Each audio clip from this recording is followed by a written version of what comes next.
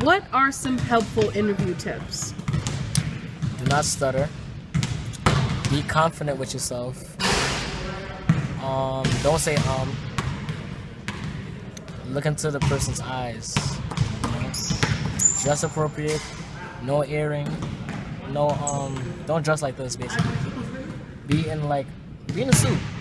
But the thing is, if guys wear suits. The colors you gotta wear is like gray, brown, and navy blue. Don't wear black. And if you're gonna wear a tie, wear a red tie. Red symbolizes power and authority. That's in my eyes. I don't know. All right, thank you, Sodium. That's a hard question. Take your time. Let me say, helpful interview tips. Think about the question as a whole. You know, just like you told me, take your time. Don't rush anything. I mean, they're here to interview you. They obviously saw something in you. They obviously saw something in you. So take your time. You know, you're there for a reason. Remember the question that's being asked. Don't try to veer off topic and talk about things that wasn't asked. Damn. That's all I can really think of. All right, thank you, Dante. You're welcome. Eye contact, appropriate dressing, I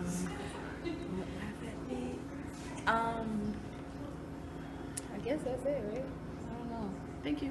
I believe you should research the company, show up early, and come with questions to ask. Okay. And do you have a LinkedIn page? No, I don't. Well, you need to get one. Okay, I will. Always have eye contact. Try to use less space fillers like and like.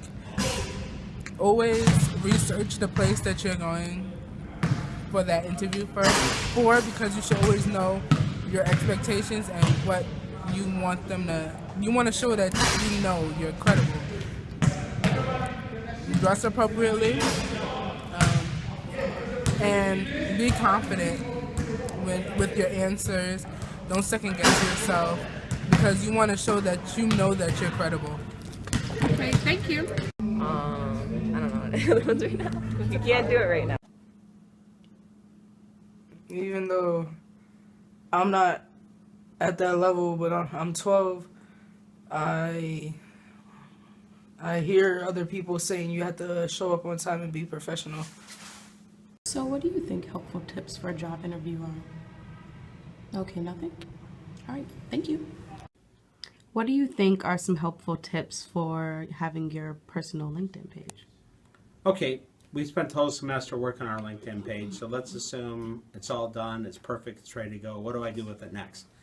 Well, first of all, big things I always talk to my advisees and people I mentor is, where do you want to work? Do you want to work here in Rochester, or is there a destination? Because the first thing you want to pick out before working on LinkedIn is, if I know one or two places where I'd like to live, like a little bit warmer or near a different family and things like that, remember that you're going to spend 2/3 or more of your time not at a job, so you got to work at a place that you're going to love and have a great life around. And so when you do that, you can go into LinkedIn and you can pick the job, the perfect job type you're starting at, you know, whatever you want to start, and put in the job description and put in the geographic area, and LinkedIn will give you all the job descriptions in that area with job summaries, job experiences, and things like that. So you can say all US, and you can get tens of thousands of these. But if you say New York City area, or Chicago area, or Charlotte, North Carolina area, they'll tighten it to a geography that's within driving distance or something like that. Second, since you're connected to a lot of people, you can go through the second connections. Your first connection with somebody when they link in with you, but all their LinkedIn people, like mine, nearly 2,000, are second links to you. So if you can go into my links and see if there's people in that city in positions that may have an impact on you getting a job, and you can ask me to introduce you to them. It's a digital process in LinkedIn where I can say, hey, such and such, here's one of my students, they're wonderful, would you at least mentor this person on how to find a job in that city? Last but not least, it may sound expensive, but LinkedIn Premium, when you're in the hot part where you really, really want to get a job, is a great investment. For a student, it can range up to, let's say, I'll be conservative, $40 or $50 a month, but you're not going to do it for 12 months. But what that does, it raises your LinkedIn page with its keywords to the very top, and recruiters are looking at the LinkedIn Premium and trying to come to you. So I would recommend considering LinkedIn Premium for 2 or 3 months in your job search, because it accelerates the number of people that can see your website, and it also brings in recruiters who are the people who represent employers trying to screen out who's great and who's not, right to your doorstep. So those are a few of my LinkedIn suggestions. Okay, thank you. So, Mr. Weber, what do you think helpful tips for a job interview would be? Okay, for a job interview, certainly the best tip I can give you is research the company and be prepared to ask them questions as much as they will ask you questions, because if you don't know anything about the firm you're trying to get into, the interviewer will figure that out right away, and it will imply that you are not an energetic person enough to get on Google or do things like that. The second thing is, instead of going in there and say, will you hire me, I watched a Facebook video the other day where the person came in and said, what's your biggest problem and how can I help solve it? And so the whole discussion was turned around. Instead of them interviewing them, the student was asking them the question, and then the student could then apply to the employer, here's what I can do to make something happen for your company. And it really worked out, because this person is currently a vice president of Facebook.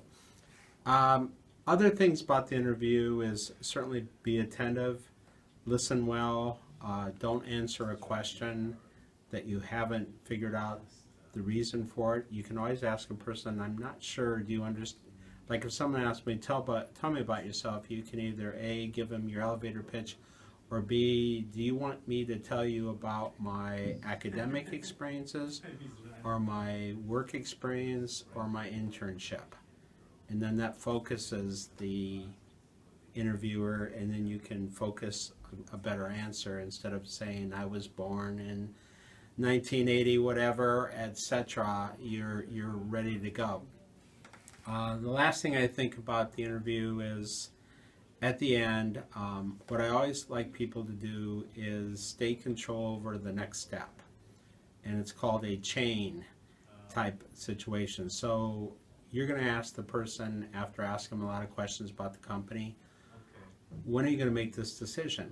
And he or she's going to say, well, we'll make it by next Wednesday. And then I want you to do is say, okay, you're a busy person, so if I don't hear from you by next Friday, is it okay for me to call you?